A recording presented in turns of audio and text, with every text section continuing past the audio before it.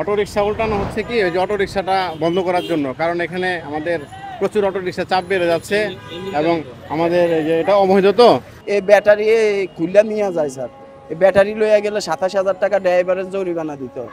মহাজন মানবে না, কারণ মহাজন বলবে তোমরা এদিকে কেন গেছো। একের অধিকবার আটক হচ্ছে, তাদের ব্যাটারিটা খুলে রেখে দিচ্ছি। ব্যাটারিটা খুলে আমাদের ডিসি অফিসে যত্ন থাকছে, যাতে করে পরবর্তীতে না আসতে পারে স্যার। স্যার আমি এখানে আসাতে আমার গাড়ি কি উল্টাইয়া থুইছে। আমরা 400-500 টাকা গাড়ির জমা দিয়া প্রতিবন্ধী মানুষ এদিকে স্যার চালাই। আমরা ওই সাইডে যাই না স্যার, এদিকে তেনে লালবাগের থেকে কামরাঙ্গীর চরের তেনে এদিকে চালাই, কারণ সরকার তো আর কোনো রোডের নির্দেশনা চিহ্নিত করে নাই স্যার। এর জন্য আমরা এদিকে আসি স্যার। স্যার আমাদের তো প্যাডে টান, তারপরে কিস্তি মিস্তি আছে। হ্যাঁ, 400-500 টাকা গাড়ির জমা দিই স্যার। 400 টাকা জমা, আরও 100-150 টাকা গাড়ির পিছে খরচ হয় স্যার। এই ব্যাটারি খুললা নিয়ে যায় স্যার। এই ব্যাটারি লইয়া গেলে 27,000 টাকা ড্রাইভারের জরিমানা দিতে হয়। মহাজন মানবে না, কারণ মহাজন বলবে তোমরা এদিকে কেন গেছো। বেআইনি গাড়ি তো নিষেধ, অনেক দিনের থেকে ধরে মাঝখানে সরকার পতনের পরের থেকে পুলিশ টুলিশ নাই, আনসার নাই, এই সুযোগে বাড়িয়েছেন। এখন আবার পুলিশ এসে এরা ধরতেছে। সমস্যা শোনেন, এটা হলো পাওয়ার, অনেক পাওয়ার, আর ব্রেকটা হলো রবারের ব্রেক। পাওয়ার অনুযায়ী ব্রেকে কাজ করে না, অ্যাক্সিডেন্টের ভয়। ঠিক আছে, এই জন্য হলো অসুবিধা, বিরাট বড় অসুবিধা। একটা সিএনজির উপরে উঠে, একটা ট্যাক্সি গাড়ি উঠতে পারে, একটা বাসের উপরে উঠতে পারে, যেটা অসুবিধা না।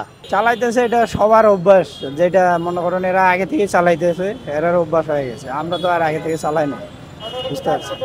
আর এই অটো চালায় মনে করেন যে ইয়ে করতেছে। এখন যে নিষেধ করেছে, উল্টিয়ে দিচ্ছে, এখন তো চালাতে পারবে না, পরে কি করবেন মূলত? এখন আর কি করবো, এখন না চালাইতে দিলে এখন মনে করেন যে কাজ কাম যে কোনো একটা খুঁজে নেওয়া লাগবে।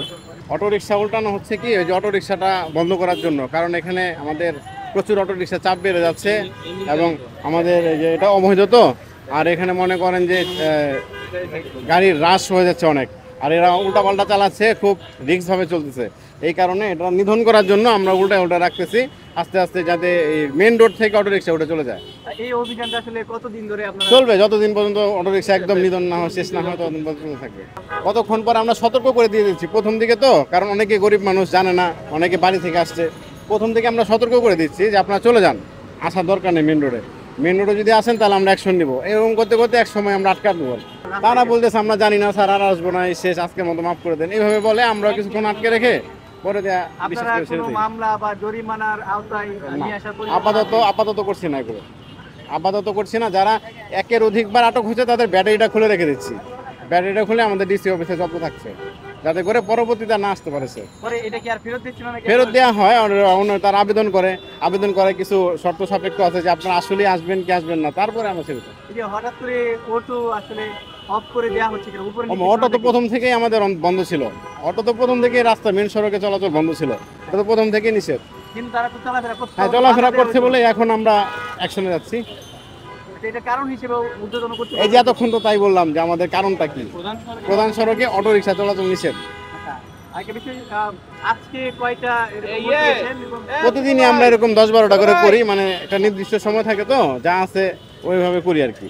যতদিন আমাদের হাতে মানে অনেক রাস্তা থাকে তো, আমরা ব্যস্ত থাকি অনেক রাস্তাঘাট নিয়ে, মানে চোখে পড়লে আটকে দিই, এরকম।